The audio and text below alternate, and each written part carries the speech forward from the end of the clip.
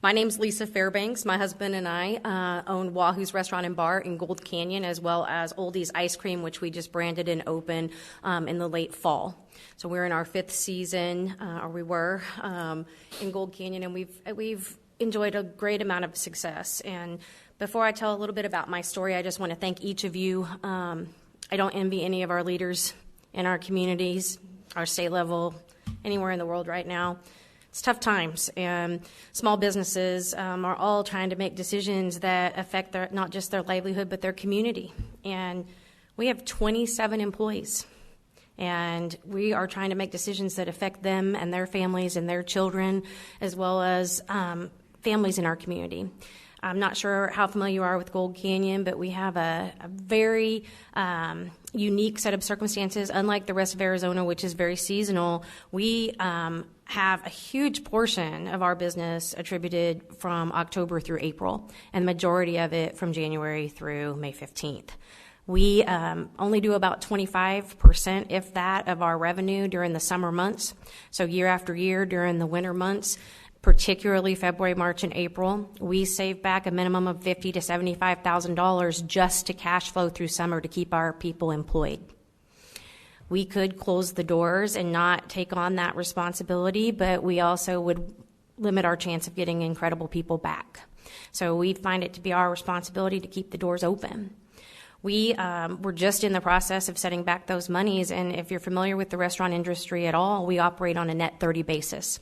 That means that all of the invoices that are incurred for food all throughout the 30 days prior to us having to close come due whether we're open or not. Mm-hmm. So the monies that we did have set back disappeared quickly. We were closed for 30 days because we knew that we couldn't manage those expenses on takeout only, and we would incur additional expenses. We were really blessed because we did a lot of praying, and we didn't want to incur additional debt for our business, but we were willing to take that chance if it meant keeping the doors open. We were blessed with the PPP loan, and it was a nice amount. But when 75% of it has to go to payroll and you have 27 employees and nothing for them to do except clean and no customers coming back and you can't open the doors, you quickly start to figure out that that money isn't going to be able to be paid back if you can't meet those requirements. So thankful to Sheriff Lamb and certainly to Todd House, who helped us find a creative way to open our doors in April and at least get a little bit of revenue coming in, and we were able to pay people for weeks before they came back to work, which, by the way, the PPP loan doesn't cover federal taxes on that payroll. So we're still paying thousands of dollars in federal taxes on money that we wouldn't have paid out, but we did, trying to retain employees while we were closed and not having revenue.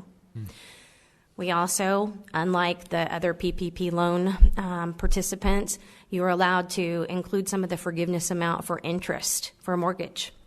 We are very blessed. We spent the last penny of our retirement paying cash for a building that we pay property taxes on instead. None of that will be forgiven. We have a rent that is due that we pay month after month on the ice cream shop, and we haven't asked for any forgiveness on that because there isn't any. And we continue to pay those bills, and we're paying out more than we're taking in. We reviewed the numbers for year over year, month over month, day over day, and we have done 20% of our sales, 20% in a 4-month period of time compared to the year before. Our bills, as mentioned by many people today, are 100% SRP, all of our linens, all of our alarm systems, all of our gas, electric, all of those contracts, including the lease on the dishwasher, the lease on the point-of-sale equipment.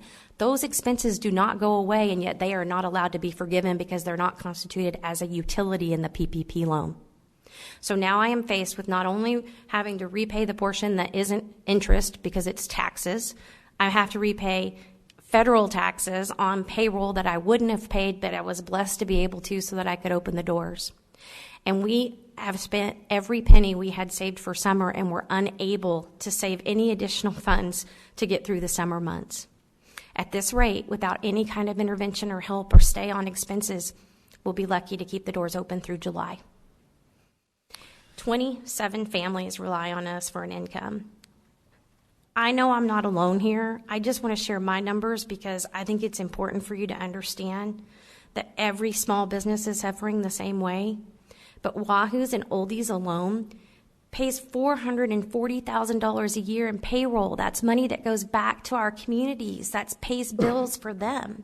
We paid $75,000 in sales tax that we collected last year on our business. That's money that goes back to the community. We pay 33 to 40% of our revenue, which is healthy, every year in buying alcohol and food and supplies from all of our local businesses here in the state. Not only do we provide jobs to Titan Alarm and to utility companies and linen companies, but our entire infrastructure relies on us being able to have revenue. And guess what? We opened our doors on Monday.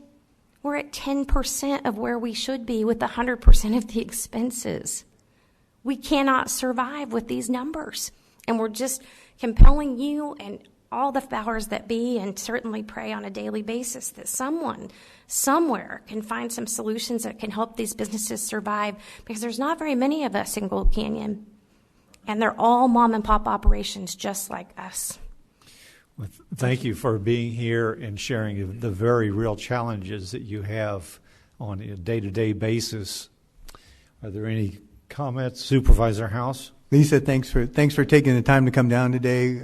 We appreciate you letting us know the real numbers, the real facts behind.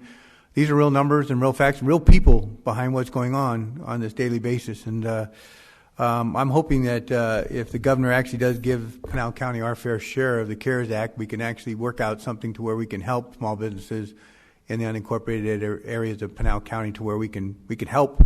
Hopefully we can get it done sooner than later, so we can keep you in business and keep the doors open. So, and I would just like to add that we did apply for the EIDL loan the same time that we applied for the PPP loan. Mm-hmm. We get a communication from SBA about once every 3 weeks that they're backlogged and they're trying to work through those numbers.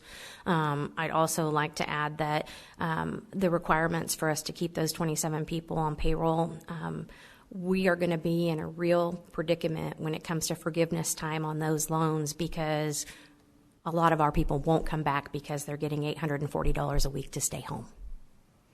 Yeah, the challenges of making more money sitting at home rather than working. Yes. Yeah.